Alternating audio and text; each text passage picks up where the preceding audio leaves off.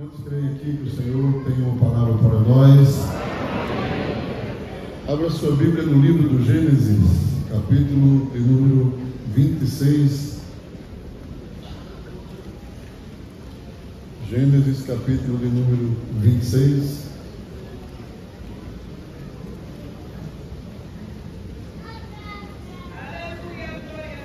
Aleluia. Vamos ler apenas um versículo, o versículo de número 25. Eu gostaria de ler com toda a igreja. Vou ler aqui o texto, a igreja repete em seguida. Vamos memorizar este texto. Ele diz assim: então edificou ali um altar e invocou o nome do Senhor. E armou ali a sua tenda. E os servos de Isaque cavaram ali um poço.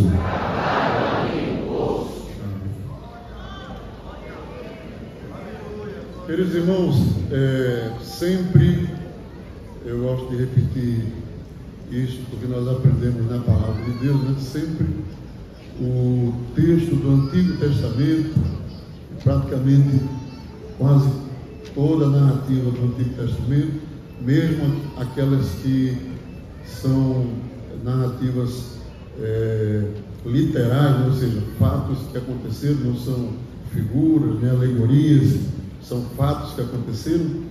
Elas estão ali, foram assim, daquela maneira, porque o Espírito Santo já estava preparando, comunicando as verdades do Evangelho para nós, a igreja, para aqueles que viriam depois.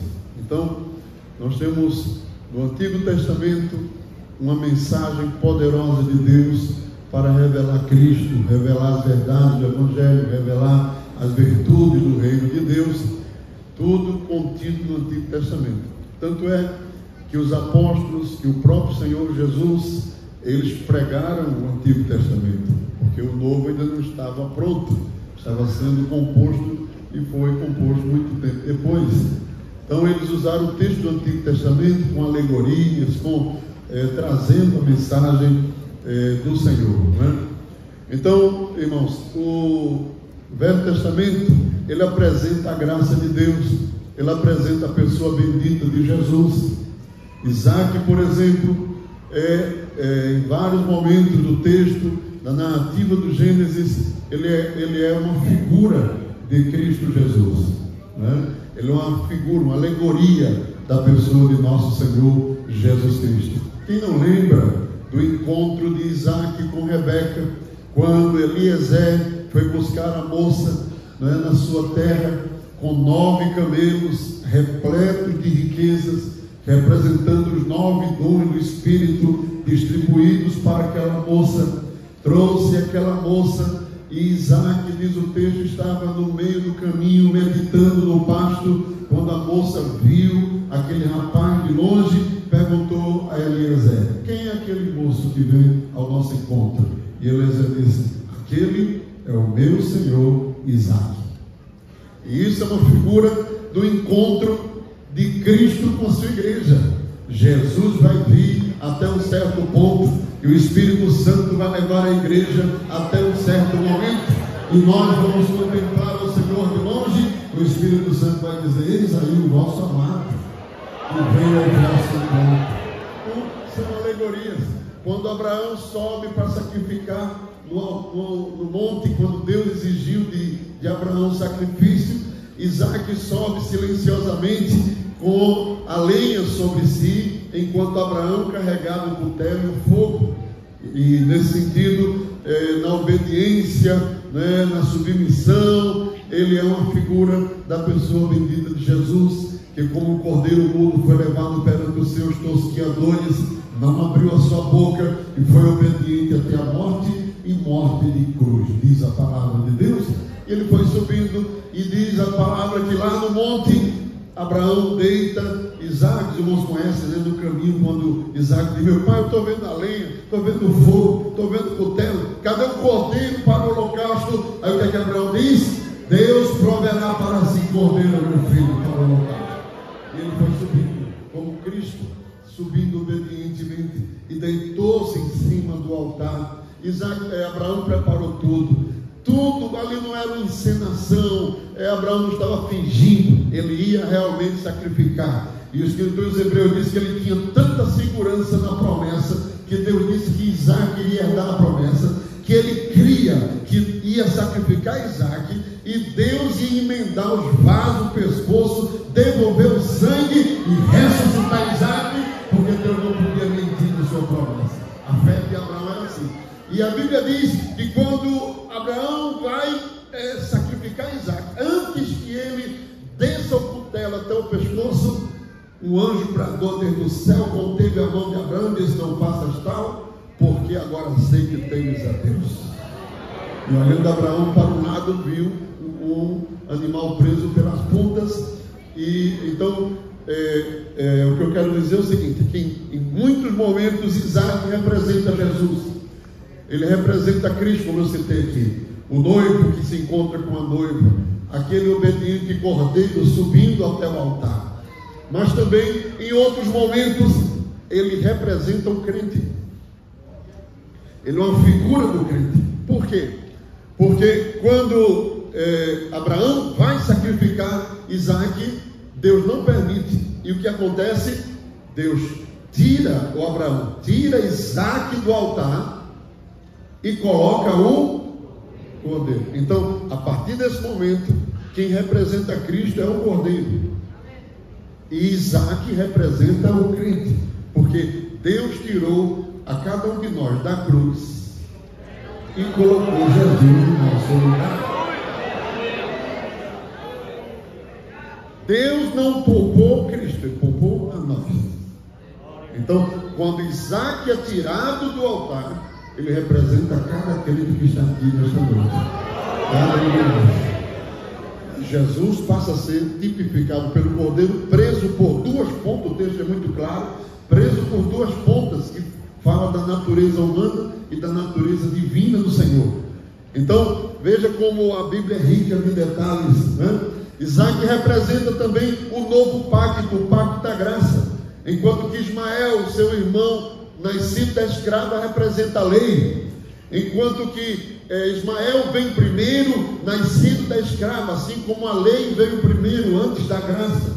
Mas a Bíblia diz que Deus manda Abraão dispensar Agar e o seu filho Ismael, assim como a lei passou e Deus estabeleceu um novo pacto. Ismael é fruto do vigor de Abraão e das suas forças humanas, enquanto que Isaac, já na velhice, Abraão já velho e Rebeca e Sara já velha, não podiam gerar. Então Isaac é fruto de um milagre de Deus. Deus intervém milagrosamente para que Isaac nasça. Então ele é símbolo da graça, enquanto que a lei é fruto do vigor, que dizia assim: olha, se você cumprir a lei, você é salvo. Se você cumprir, é salvo. Se cumprir, é salvo. O problema é que ninguém cumpriu a lei. Agora a graça não. A graça é produto do milagre. Ninguém merecia, ninguém tem mérito. O mérito veio do alto. O milagre de Deus aconteceu através da obra de Cristo Jesus. Deus deu um presente a nós. Aleluia. Pela graça sois salvos. Isso não vem de vós, é de Deus.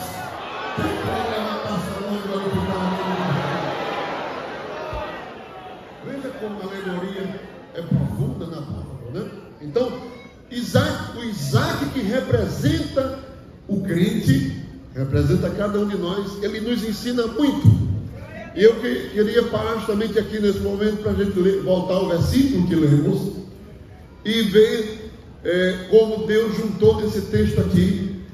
E eu chamo, né, eu gosto de colocar um tema assim para alinhar o pensamento, né? E eu vejo aqui nesse versículo um resumo da vida de Isaac, que foi diferente dos demais patriarcas, né? E não vamos entrar nesses detalhes, mas nós vemos aqui um resumo da estrutura de Isaac. Isaac significa sorriso, ele é a promessa, ele no teu filho que nascerá de ti, Abraão, será chamada a tua descendência. Então Isaac era a promessa, era o filho da promessa de Abraão. Então o texto diz irmãos, que tem três coisas juntas aqui. Vamos ver o novo versículo 26 e 25 do Gênesis, e eu chamo de as três colunas espirituais na vida de Isaac, e que são também as colunas espirituais na vida do crente. Amém? Então diz que Isaac edificou diga comigo, altar. Depois diz, armou uma tenda. Diga, uma tenda. E depois diz, e cavou um poço. Diga, um poço. Aqui tem um altar, uma tenda e um poço. Aleluia. E aonde Isaac andava, se você for ler, não vou ler aqui, mas se você fizer depois em casa uma lida sobre a vida de Isaac, aonde Isaac estava tinha um altar, uma tenda,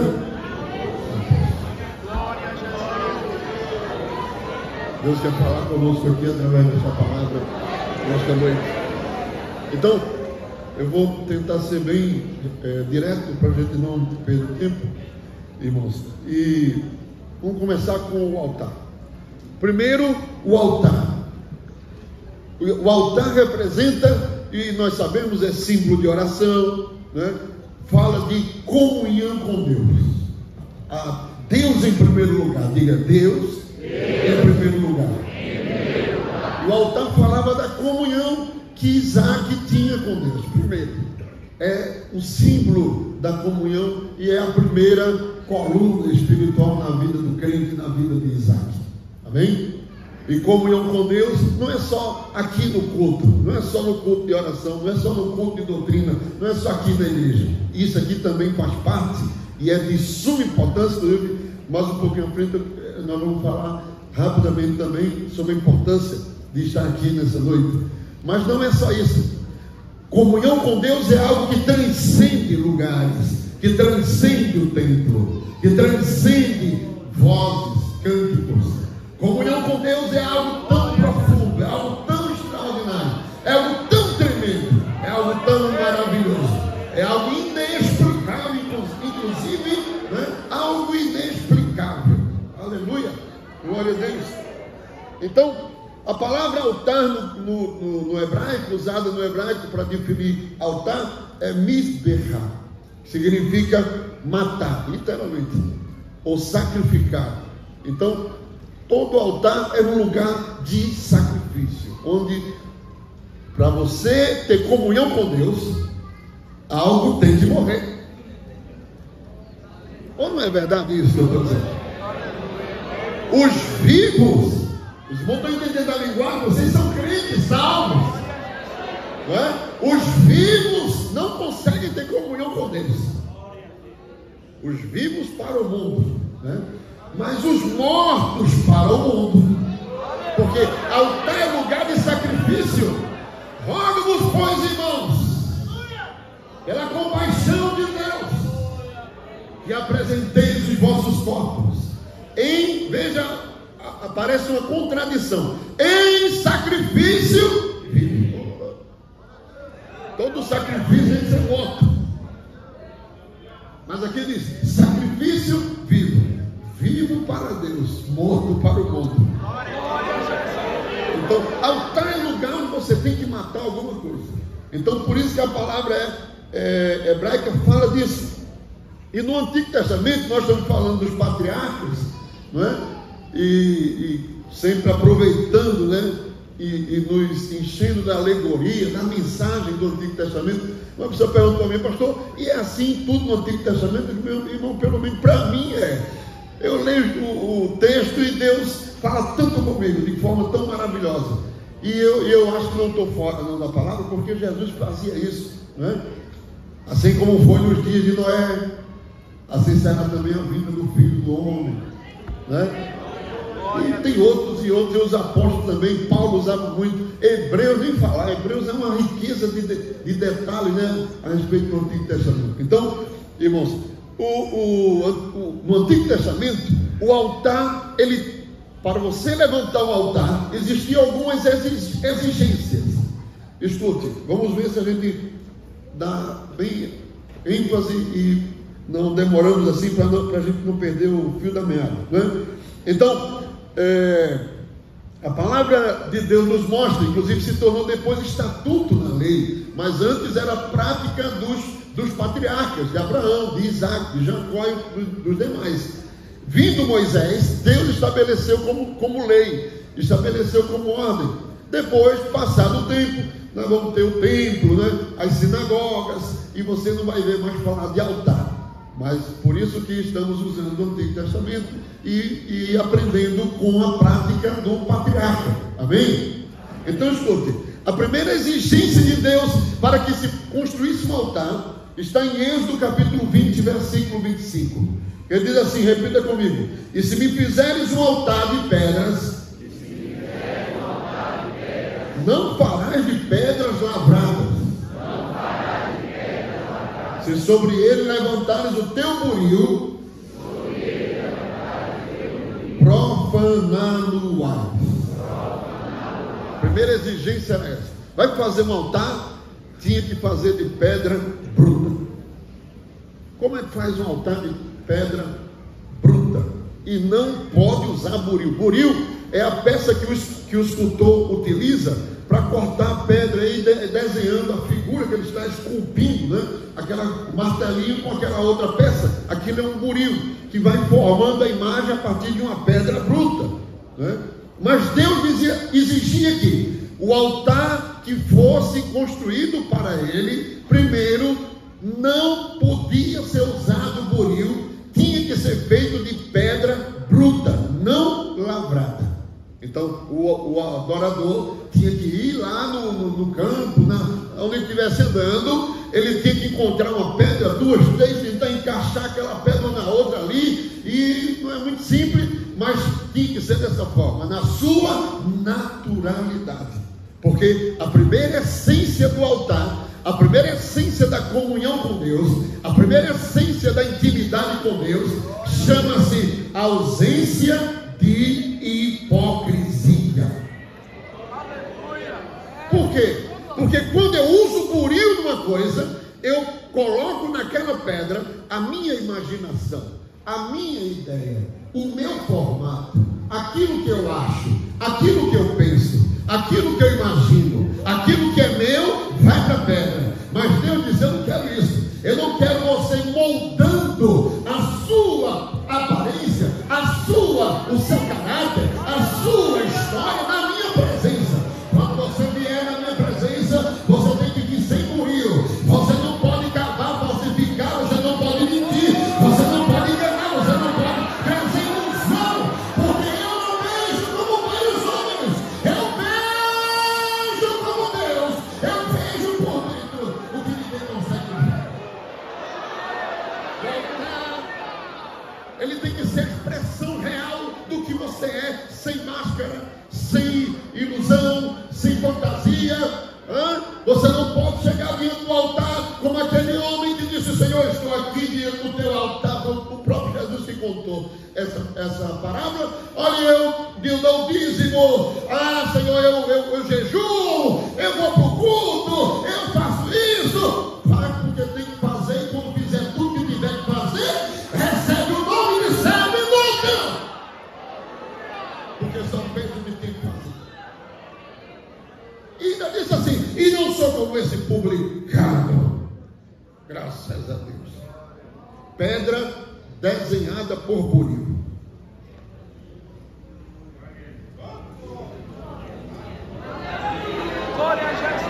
Aleluia. O apóstolo Paulo diz em 2 Coríntios 6:6: na pureza, na ciência, na longanimidade, na benignidade do Espírito Santo. Diga comigo: no amor, não fingido. Nosso altar e a nossa oração só será eficiente se nós usarmos pedras não lavradas. É por isso que muitos crentes não conseguem orar, porque a oração, ela é movida pela presença de Deus. Não somos nós. A Bíblia diz que o Espírito Santo geme e intercede por nós com gemidos inexprimíveis. Aleluia! Agora, se você chegar diante de Deus com uma fachadazinha bonitinha, né, querendo enrolar Jesus, né? Às vezes é um problema da história, mas chega no altar de Deus: Senhor, todo esse povo aí, um bando de problemáticos, Senhor, tudo contra mim. Não é tudo contra mim. A humildade, a humilhação, o quebrantamento é o segredo no altar. A ausência da hipocrisia, a ausência da falsificação, do uso do buril. O buril é isso: construir a pedra no formato que eu acho, como se Deus não visse e não soubesse de nada. É muito, irmãos, eu gosto de dizer que era muito difícil conviver com Jesus. Por quê? Você já imaginou você conviver com uma pessoa, você chega perto dele, ele está lendo o que você está pensando?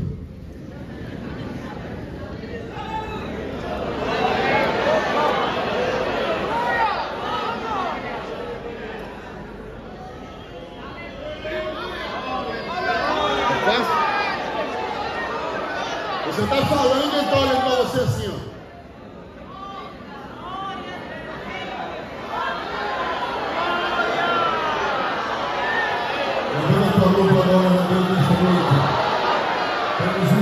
Temos um altar, esse altar, ele tem que ser aperfeiçoado. Esse é o tempo, irmão. Nós estamos vivendo um tempo tão difícil, e Deus está convidando a gente para oração, está convidando para o altar. Reedifique o seu altar. Se você diz: eu não tenho vontade de orar, pastor, comece a ter vontade hoje.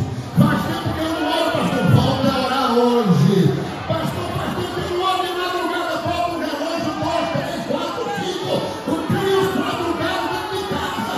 Faz alguma coisa, levanta Deus para buscar a Deus. É tempo de buscar. Edifica o teu altar nesta noite, porque o tempo é difícil.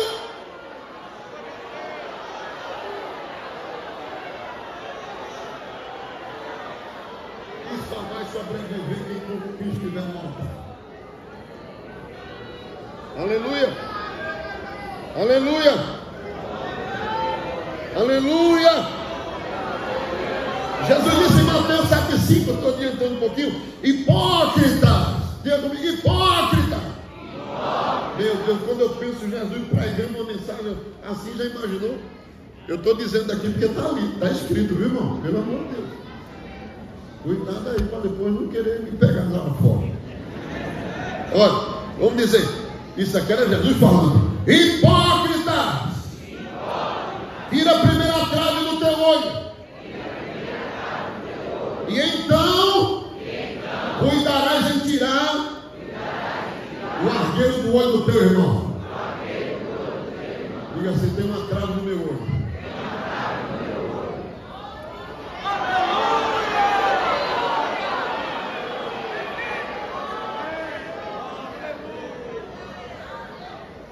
Diga de novo: ainda tem uma trave no meu olho. O irmão não tirou ainda? Pastor, quanto mais eu tiro, parece que tem. Então, não olhe para o argueiro do olho do seu irmão enquanto você não tirar a trave do céu. É isso que Jesus está ensinando. Sabe quantas vezes vai faltar trave no teu olho e no meu? Nunca. Deixa de olhar para um, deixa de olhar para outro, deixa de olhar para B, deixa de olhar para C. Olhe para você. Eu preciso melhorar o meu altar, eu preciso edificar o meu altar, eu preciso construir o meu altar. Eu tenho que orar mais, eu tenho que buscar mais, eu tenho que buscar mais. Precisamos orar mais, irmãos. Orar ao Senhor, buscar a Deus. É tempo de orar. É Isaac, levanta o teu altar nesta noite, Isaac. Isaac, levanta o teu altar.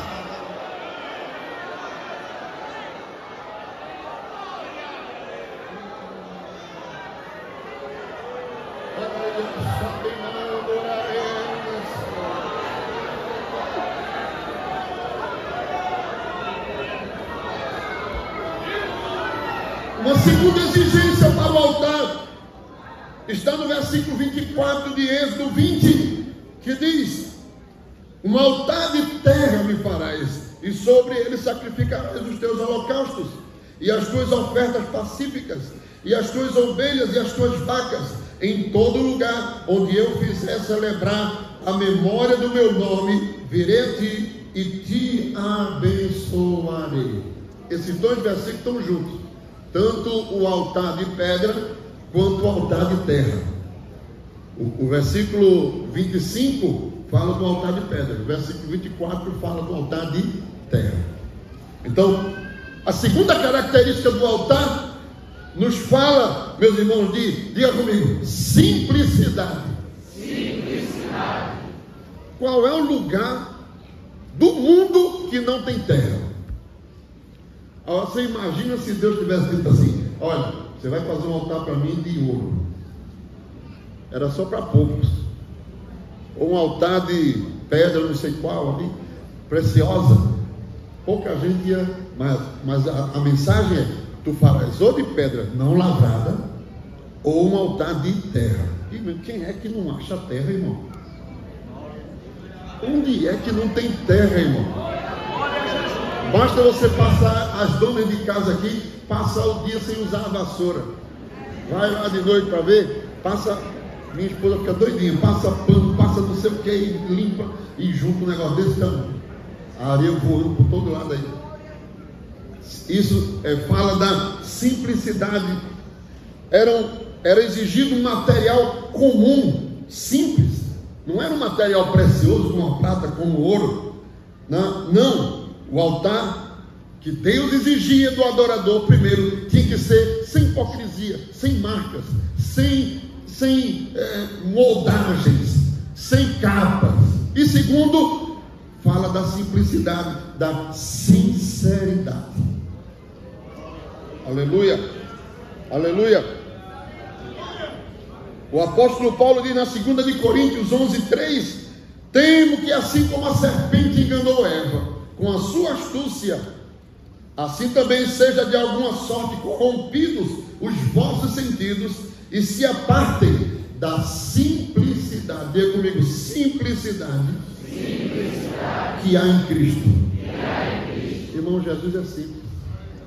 Aleluia. Jesus é simples.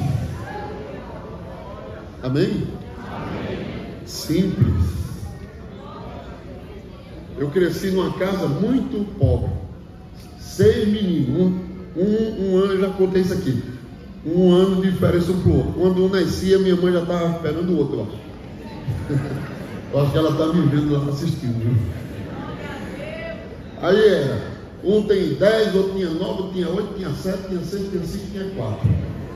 E ela fazia assim, ela mesmo costurava a roupa da gente, porque não tinha dinheiro para comprar roupa, nada. Aí ela comprava um pano tudo igual. Aí a calça era tudo igual, a camisa era tudo igual. E meu pai penteava os cabelos da gente tudo igual. E quando a gente saía, um amarrado na mão do outro, aí o povo dizia assim: é tudo gêmeo. Que era quase do mesmo tamanho, se diferenciava um pequenininho. Mas era quase do mesmo tamanho. Tudo gente. Aí minha mãe dizia assim: nós somos pobres, somos simples, mas não somos sujos.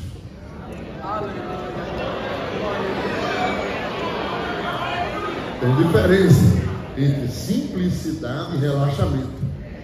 Simplicidade e relaxar, fazer as coisas relaxadamente, ou não é?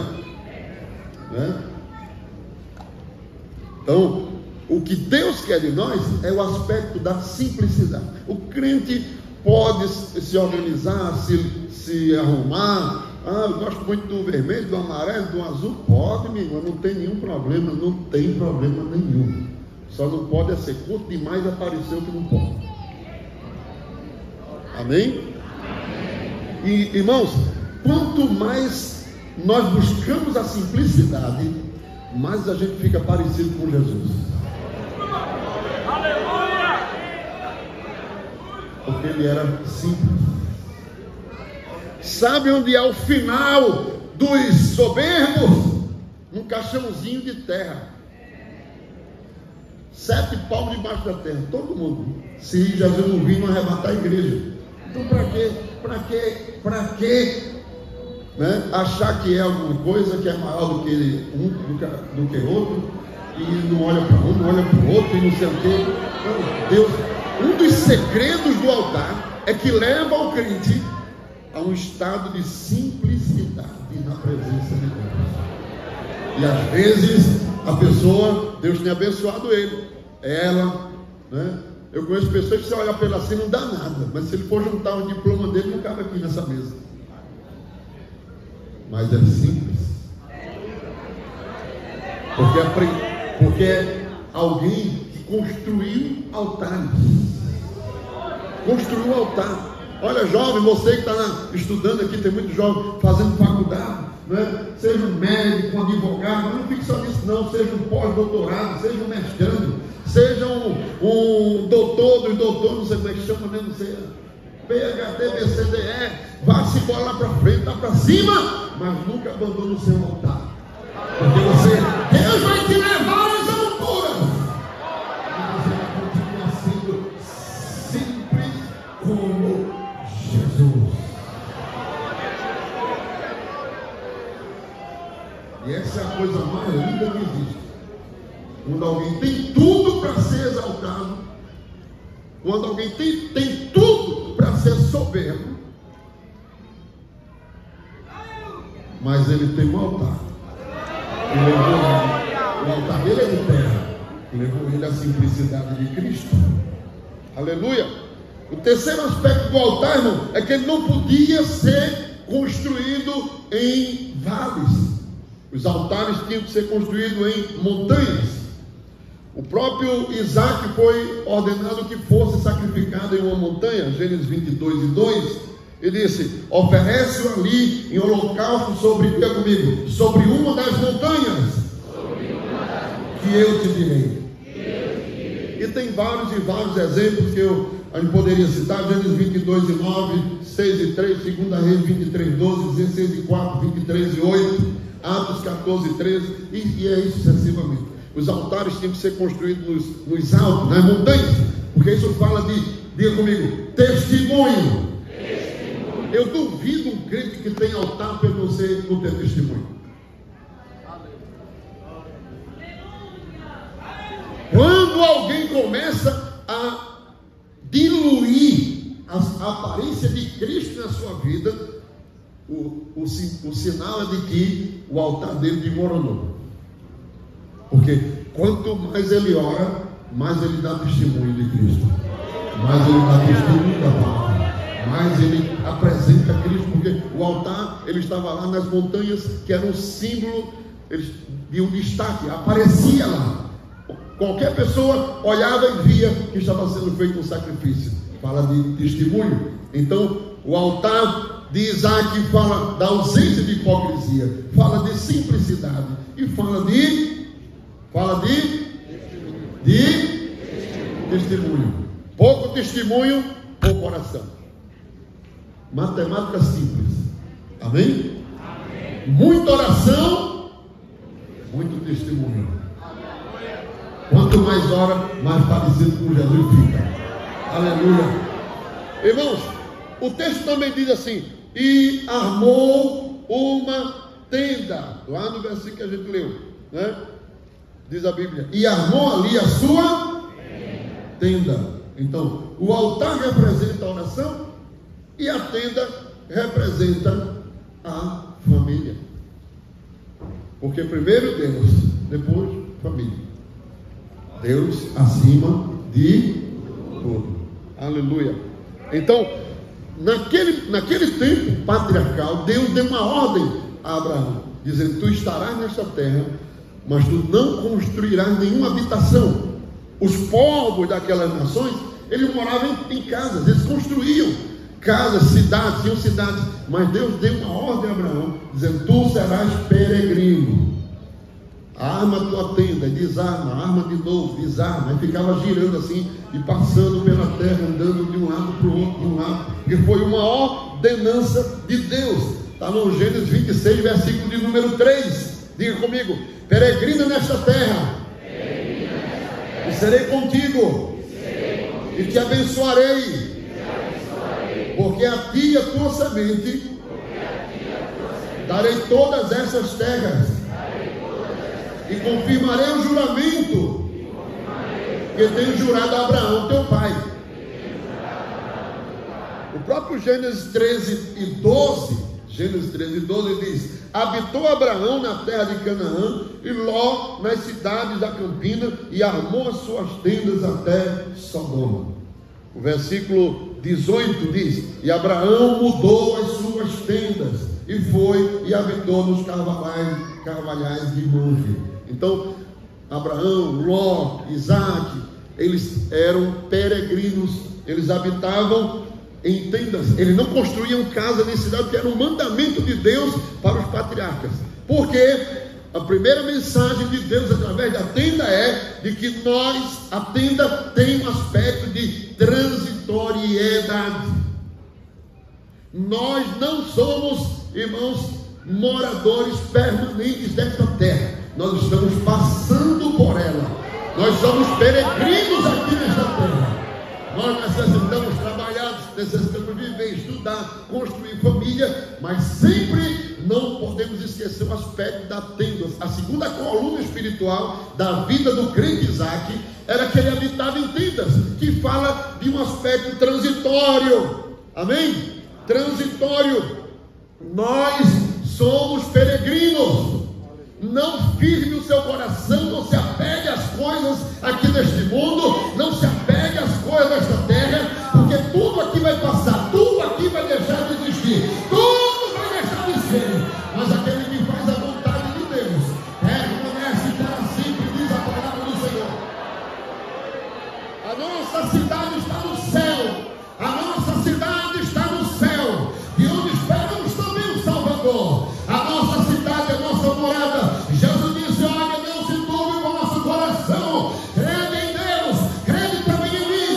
Na casa do meu pai há muitas moradas, e eu vou preparar o lugar, eu vou preparar o lugar, eu vou preparar o lugar, eu vou preparar o lugar, e quando houver preparado, voltarei novamente para vós. Quantos creem que está chegando o momento? A chave, o nome e número já está na mão do Senhor para te entregar. Aqui transitório e passageiro. A tenda fala primeiro disso. É algo transitório. Aleluia. O segundo aspecto da tenda, irmãos, é que uma tenda exigia vigilância. Você já morou em tenda, não? Ah, não? Fecha a porta, bota o cadeado, fecha a grade, bota a câmera, outro bota um cerca de não sei o que, um cachorrão desse tamanho, né? Mas morar em tenda, no meio do mato, com urso, leão, onça, não sei o que mais, salteadores. Você sabe como é dormir em tenda? Tu dorme e eu vigio. Eu durmo e tu acorda para vigiar. A gente olhando assim por cima pensa que é simples, né? Mas a tenda exigia uma vigilância. Uma vigilância. Juízes 4:20, quando aquele homem fugia, né, da guerra, ele chegou num lugar, o general de Jabim, e ele disse, Juízes 4:20, ele disse: põe-te à porta da tenda, e há de ser que se alguém vier e te perguntar: há aqui alguém? Responderás então: não. Olha, não, vigia aí a tenda, porque eu vou dormir. Um dormia, o outro vigiava. Só que naquele dia não teve sorte, porque quem vigiou foi quem acabou com ele, né? Então a tenda era um lugar que não é simples morar como a gente tem ideia do que é isso, né? Deus inclusive criou uma festa em Israel chamada Festa dos Tabernáculos, para que o povo aprendesse essa ideia da transitoriedade, de que nós somos passageiros. Uma vez por ano os judeus armam uma tenda, até ainda hoje em Israel, armam uma tenda e passam uma semana dormindo lá nas cabanas, porque é um mandamento na Festa dos Tabernáculos. Tem que dormir nas tendas para lembrar de que não é morador dessa terra, já aqui só de passagem, é peregrino e forasteiro. Aleluia. Aleluia. Aleluia. Louvado seja o nome do Senhor para sempre. Então, a tenda exigia vigilância. Estar atento. Estar desperto. Vigiai. Diga aí, vigiai. Vigiai. Diga, vigie, irmão. Vigie, irmão. Vigie. Aleluia. Glória a Deus. Aleluia. Aleluia. João 11:14. Diga comigo. João 11:14 assim: se há iniquidade na tua mão, lança para longe de ti. Não deixes habitar a injustiça nas tuas tendas. Tem que estar vigiando. Vigiando. Não deixe a injustiça morar na tua tenda. Aleluia. Louvado seja o nome do Senhor para todo sempre. Aleluia. Olha, irmãos, Salmo 91:10. Quem não lembra desse salmo aí? Salmo 91:10. O salmo que a minha avó deixava a Bíblia aberta, né? Mas ela não era crente ainda. Depois foi que ela aceitou Jesus. No Salmo 91, né? Toda a Bíblia é inspirada, não é só o Salmo 91, mas era um dos salmos mais conhecidos da Bíblia. Salmo 91:10 diz, diga comigo: nenhum mal te sucederá, nem praga alguma chegará aonde?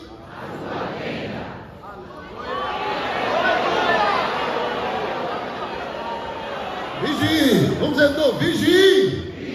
Vigie. Vigie. Aleluia. Aleluia. Aleluia. Glória a Deus. Aleluia. Aleluia. Mas a Bíblia, irmãos, também diz e nos ensina de que a tenda também é lugar onde Deus, quando não há iniquidade, quando Ele está vigiando. Veja o que é que Jó diz no capítulo 29, versículo 4 de Jó. Vamos dizer comigo: como fui nos dias da minha mocidade, quando o segredo de Deus estava sobre a minha tenda. Quando a tenda está sendo bem cuidada, Deus manda entregar segredo lá dentro da tenda. Deus manda o segredo dele ir morar naquela tenda junto com os crentes. Aleluia. Então, tenda é família. Cuidado com quem você leva para a sua tenda. Vigie. Cuidado com os animais. Cuidado. Tenda exige muito cuidado. Outra coisa, irmãos, que quem morava em tenda precisava ensinar os filhos a também construir tendas. Ensinar a arte de construir, de consertar, de apertar, de colocar os pregos. Eu nunca morei numa tenda, mas eu imagino que colocava um ferro assim para amarrar uma corda, alguma coisa, e tinha que ensinar os filhos. Então é o terceiro aspecto da tenda. Além de ser transitória, além de exigir muita vigilância, precisava ter ensino. Precisava ser transmitido de geração para geração a arte de morar, de construir, de consertar, de preparar tendas. E isso é algo também de suma importância. Pai e mãe, não leve para a tumba os segredos que Deus lhe deu. Compartilhe com a geração futura, irmãos. Amém? Compartilhe. Como é que faz a tenda? Porque mora dentro da tenda, mas ninguém nunca ensinou a ele como é que faz. Se o pai morrer, a mãe, ele pronto, não sabe mais fazer tenda, vai construir casa. Saiu da vontade de Deus. Era preciso que ensinasse, né, a arte de construir e de cuidar de como viver na tenda, como viver como nômade, vamos dizer assim. Era uma outra exigência de quem habitava em tendas, né? Abraão ensinou Isaac, Isaac ensinou Jacó, e aí sucessivamente os patriarcas, um passava para o outro para cumprir a exigência que Deus havia dado a eles: sejam peregrinos nesta terra. Amém? Então, irmãos, a gente precisa falar mais das coisas de Deus, daquilo que Deus faz na vida da gente. Testemunhos verdadeiros, reais, presenciais, Parece que a gente não ouve mais, assim, uma coisa meio, né? E essa geração nova precisa ouvir os testemunhos, precisa ouvir que Jesus ainda faz milagre, que Jesus ainda cura, que Jesus ainda batiza com o Espírito Santo, que Jesus opera maravilhas, ensinar as coisas de Deus. Eu ouvi tanta coisa boa, tanta coisa bonita da parte de Deus, que eu guardo comigo até hoje, e me esforço para ver se Deus faz na minha vida também, e tento ver se ensino também aos meus filhos. Aleluia, glória a Deus, porque nós servimos a um Deus vivo. O nosso Deus não está morto, Ele está vivo, Ele continua vivo. Eu estava num campo missionário, quando terminava o culto, a gente subia para casa. Na Argentina se janta de noite, aí ó, a barriga fica desse tamanho. A gente janta de noite, deixa para jantar depois do culto. Aí subiu o jovem, morava, a casa era no templo, né? Casa pastoral, era no templo.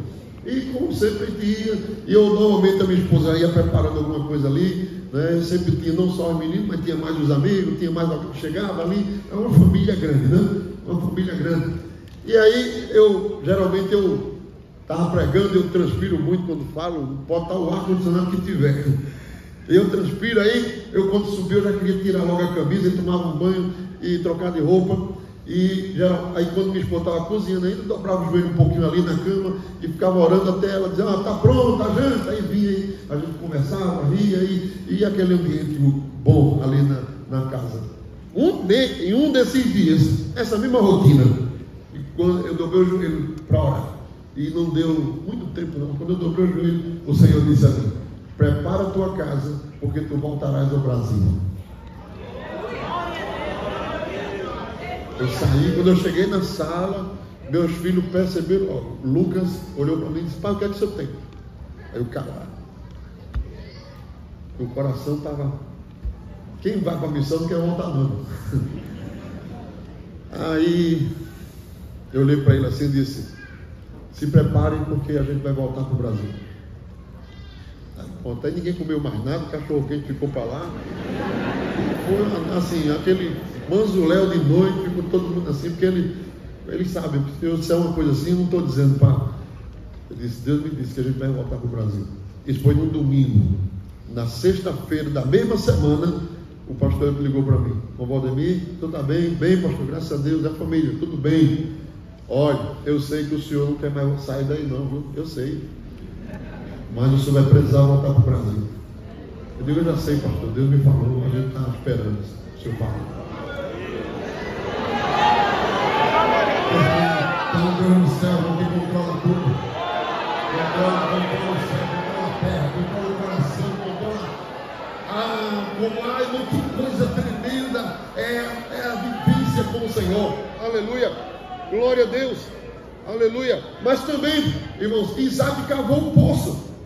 A Bíblia diz que Isaac construiu um altar, Isaac armou a tenda, altar Deus, tenda família, e cavou um poço. E poço é serviço na obra de Deus. Amém? Porque o crente precisa servir a Deus. Ah, pastor, eu quero estar no meu canto quieto, num canto, no prego, no órgão, no jejum, não. Sou crente de banco. É muito para você, você vai ver o que é bom para tosse.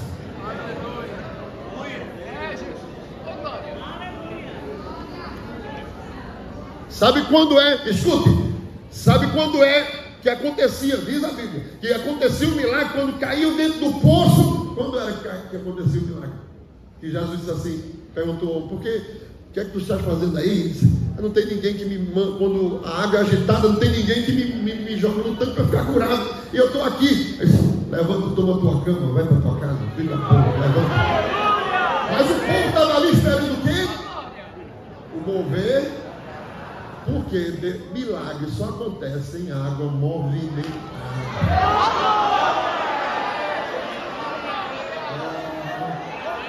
Fica quieto aí no canto, cruza os braços para tu ver.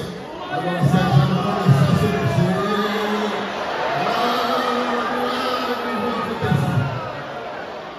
quando Jesus disse assim, Senhor, faltou vinho. Aí ele disse: olha, vai ali, tem umas talhas cheias d'água, enche, porque tinha as talhas e tinha o outro, vamos chamar de balde, né? Não sei, aonde se carregava para servir, né? Então as talhas eram para a purificação dos judeus, se encher de água, né? Aí Jesus mandou tirar daquelas águas das talhas e encher o outro recipiente e levar para o mestre-sala. Agora eu pergunto a vocês: eles tiraram o que das talhas? Vou perguntar de novo: eles tiraram o que das talhas? E entregaram o que ao mestre-sala? Então o milagre aconteceu no meio do caminho. Enquanto você carrega, enquanto você caminha, enquanto você vai levando, você vai se mexendo, Deus vai trazendo um milagre. Se ficar só olhando para as água e não vai chegar vivo, quando você coloca nas costas, começa: eu vou para a campanha, eu vou para a oração, eu vou para o jejum, eu vou para o congresso, eu vou sair do campo, eu começo me mexendo, vai cavando o poço, vai cavando o poço, vai cavando o poço. Água significa vida, é vida, e todo poço é poço de água viva. A água vai brotar, vai jorrar. Tem muito tempo com o braço cruzado, mas Deus vai sacudir aqui a terra. Deus vai sacudir a terra para mexer com crentes e ocupar a obra.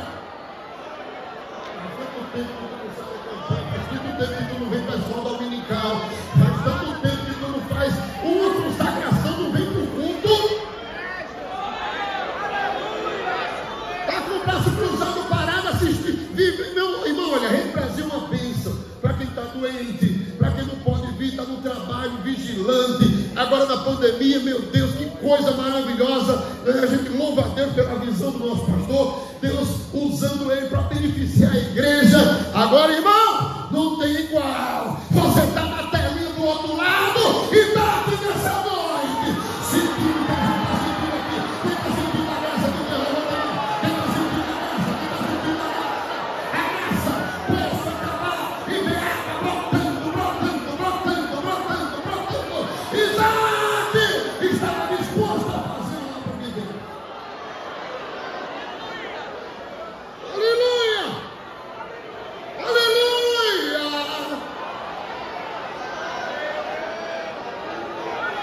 A primeira mensagem do tanque é alegria, alegria, alegria, alegria, alegria. Você está com sede, bebe água. Que coisa boa, não tem Coca-Cola, não tem refrigerante, não tem outra bebida que seja. Você está morrendo de sede, está acabando de sede. Uma garrafinha de água gelada. Eita coisa boa. Como é? A primeira coisa que nós sentimos na obra de Deus é alegria, é prazer. É uma alegria, um gozo. Oh, aleluia! Por isso que a Bíblia diz: servir ao Senhor com alegria. Diga comigo: servir ao Senhor com alegria. Tira essa cara emburrada aí, tira essa tristeza aí. Servir ao Senhor com alegria. É para ser alegre mesmo, é para dar glória a Deus, é para levantar a mão, é para sentir a presença de Deus. Servir ao Senhor com alegria, servir ao Senhor com alegria, servir ao Senhor com alegria. Tem que servir a Deus, porque a água é símbolo da alegria. Aleluia! Jesus falando disso em João 7,38, ele diz: quem crê em mim, como diz as Escrituras, rios de água viva correrão no seu ventre. Rios, no plural.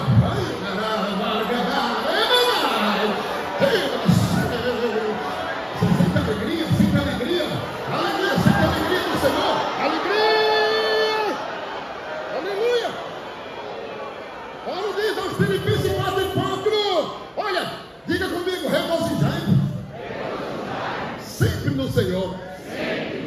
Ele achou pouco e disse: outra vez digo, regozijai-vos, regozijai-vos, regozijai-vos. Que alegra porque acordou, que alegra porque tem saúde, que alegra porque tem força aqui nessa noite, que alegra porque tu és crente, que alegra porque Deus está cuidando de ti hoje, vai cuidar amanhã, que alegra porque as provisões estão chegando, que alegra porque Deus te deu um esposo, que alegra porque Deus te deu uma casa, que alegra porque tu não tem casa, ainda não vai ter,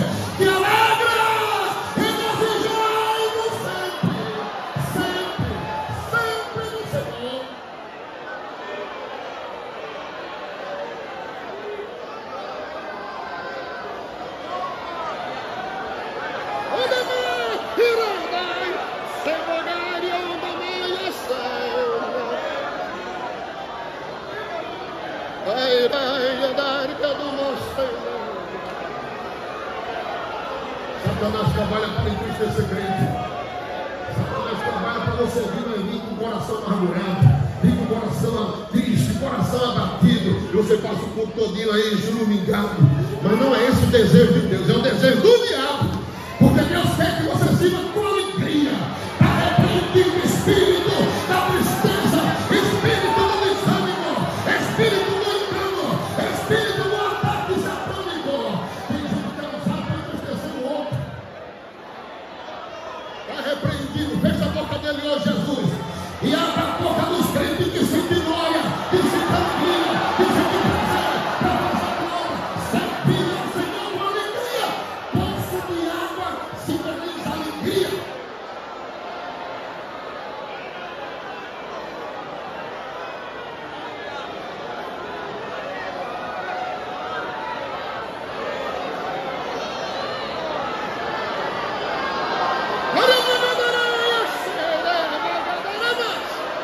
Jesus foi batizado com o Espírito Santo aqui nessa noite. Você vai batizando, abra a tua boca para ter alegria e ficar Jesus. Ele ainda batiza com o Espírito Santo com fogo. Servir ao Senhor com alegria. Fala do poço, a água jorrando. Aleluia. Servir ao Senhor no templo. Satanás está trabalhando nestes últimos dias para tirar os crentes da igreja. Já tem até o grupo dos que não querem mais ser de igreja. Tem um nomezinho que eu lembrei agora. De desigrejar. Aleluia. Salmo 46, versículo 4. Há um rio. Cujos correntes Alegra uma cidade de Deus. o santuário Das moradas do Altíssimo.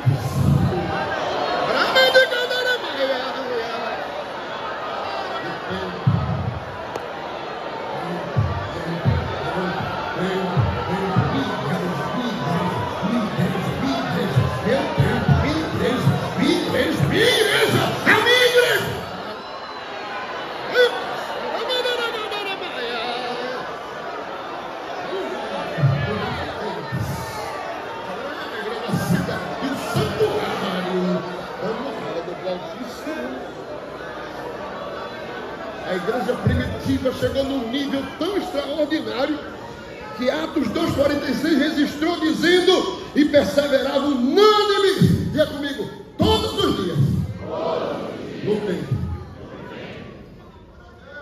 Como é, pastor? Domingo, segunda, terça, quarta, quinta, sexta, sábado, domingo, segunda, terça, quarta, quinta, sexta, sábado, domingo, segunda, terça, quarta, quinta, sexta, sábado, domingo, segunda, terça, quarta, quinta, sexta, sábado, domingo, segunda, terça, quarta, quinta, todo dia, todo dia, todo dia, todo dia, todo dia. E dizendo que arranja do dia aí que tá pouco.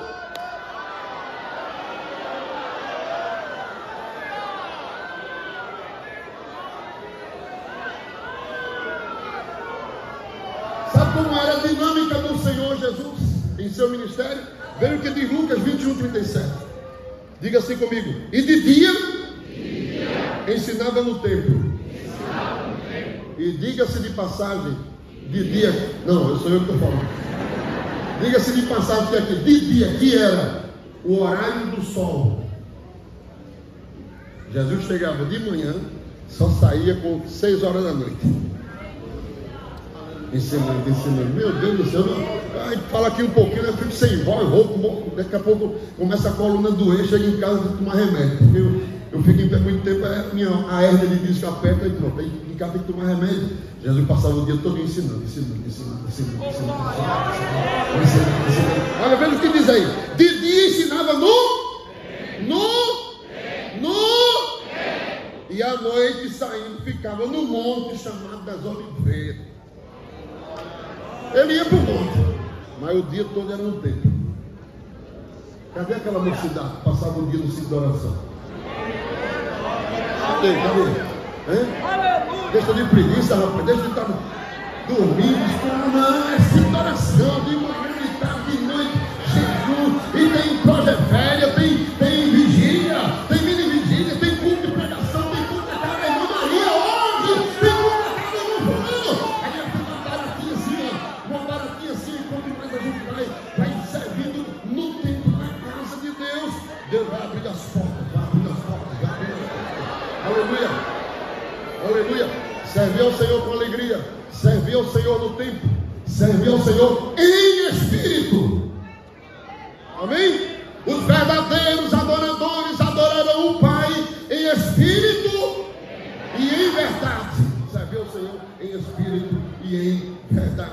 O novo convertido perguntou ao pastor dele, disse assim: pastor, quantas vezes o senhor ora por dia? Ele disse: uma só. Aí o novo convertido ficou, na hora ficou calado, mas quando saiu ele falou do pastor só. Ele disse: poxa, eu oro de manhã, eu oro de meio-dia, eu oro de tarde, eu ainda tiro uma horinha de noite para orar. Eu perguntei ao pastor, ele disse: só ora uma vez? Esse homem está muito fraco.